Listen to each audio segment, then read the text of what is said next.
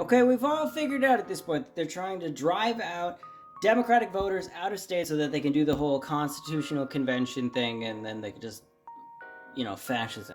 They're not trying to be too obvious about it though, right? They're not just like, get out of here, gays, bras, Jews, hamsters. Hamsters always vote Democrat. They're like, what's an area of regular human rights where there's still the ick factor? Because we've gotten used to a couple of guys kissing each other. I love that scene in Buzz Lightyear where Buzz Lightyear pecks another man with dry lips. So then there was a racist, sexist, homophobic, elderly white man who was like, hey, I was on Pornhub last night and I finished to a category that used to be called chicks with dicks. Now it's called, I think, trans?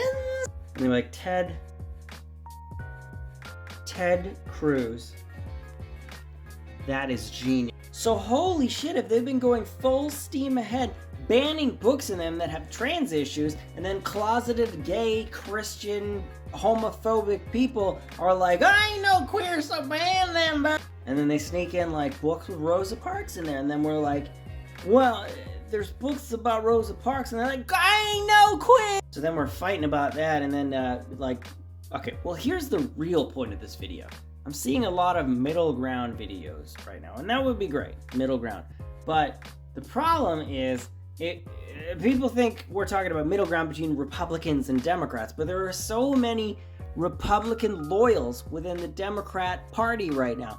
Do you want proof? Look at the Restrict Act and the bipartisan support for that. The TikTok ban bill, which doesn't even mention TikTok. Bipartisan support, but they want us talking about genitals, inspecting our kids' genitals for sports, whose genitals go in what bathroom, taking pictures of genitals, and I wish this was inherently funny, but I have my own call to genitals, call to arms. Please stay where you are.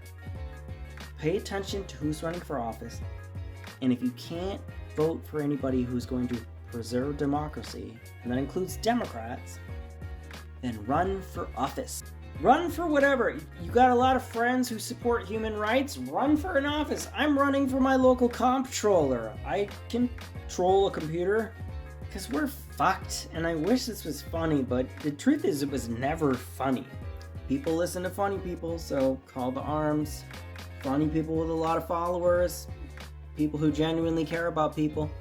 Run for an office because, well, how many times was it President Jon Stewart was a thing?